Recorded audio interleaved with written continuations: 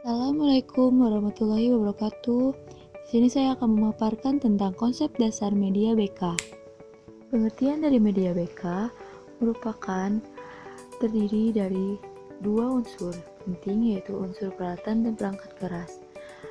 Perangkat lunak adalah informasi atau bahan bimbingan dan konseling itu tersendiri yang akan disampaikan kepada konseli, dan perangkat keras adalah sarana atau peralatan yang digunakan untuk menyajikan pesan, bahan, bimbingan, dan konseling.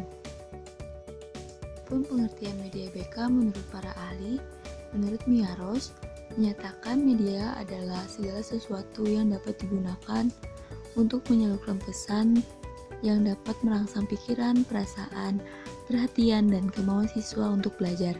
Dan juga menurut Nur Salim, media BK adalah segala sesuatu yang dapat digunakan untuk menyalurkan pesan, bimbingan, dan konseling yang dapat merangsang pikiran, perasaan, perhatian, dan kemauan siswa ataupun konseli untuk memahami diri, mengambil keputusan, serta masalah yang dihadapi. Berikut prinsip-prinsip media BK. 1. Tidak ada satu media pun yang paling baik untuk semua tujuan sesuatu. Media hanya cocok untuk tujuan pelayanan tertentu, tetapi mungkin tidak cocok untuk memberikan pelayanan yang lain. 2. Media apapun yang hendak digunakan, sasaran akhirnya adalah untuk memudahkan pemberian pelayanan kepada klien. 3. Penggunaan berbagai media dalam satu pelayanan konseling bukan hanya sekedar mengisi waktu luang atau hiburan, melainkan mempunyai tujuan yang menyatu dengan pembelajaran yang berlangsung. 4. Kebaikan dan kekurangan media tidak tergantung pada kekonkretan dan keabstrakan saja. Media yang konkret wujudnya mungkin sukar untuk dipahami karena rumit, tetapi media yang abstrak dapat pula memberikan pengertian yang tepat. 5.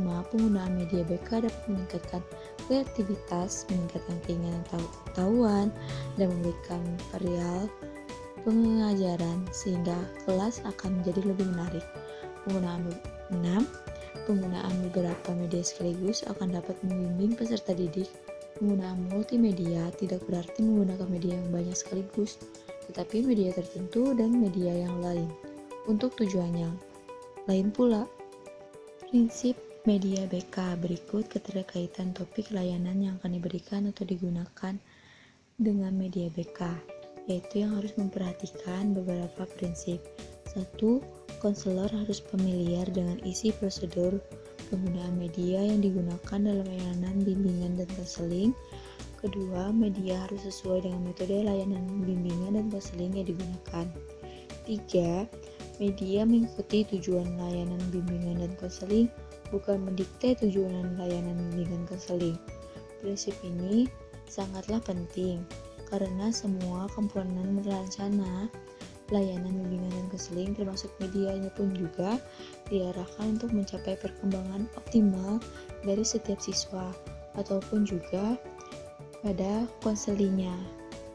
Berikut fungsi media BK menurut Nur Salim sebagai berikut. 1. Media bimbingan dan konseling bisa berfungsi untuk melancarkan proses bimbingan dan konseling.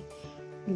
Penggunaan media bimbingan dan konseling bukan merupakan fungsi tambahan, tetapi memiliki fungsi tersendiri sebagai sarana bantu mewujudkan situasi bimbingan dan konseling yang lebih efektif. 3. Media bimbingan dan konseling berfungsi untuk meningkatkan kualitas layanan bimbingan dan konseling. 4. Media bimbingan dan konseling merupakan bagian internal dari keseluruhan proses pelayanan bimbingan dan konseling. 5. Media bimbingan dan konseling dalam penggunaan harus relevan dengan tujuan kompetensi yang ingin dicapai dan diisi layanan bimbingan dan konseling itu tersendiri. 6. Media bimbingan dan konseling bukan sebagai alat hiburan. Fungsi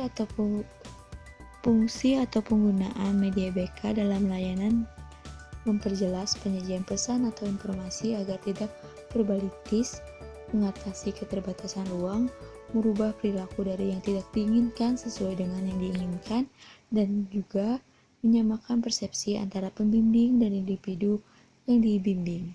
Nah, telah berakhirlah pemaparan materi tentang konsep dasar media BK. Terima kasih.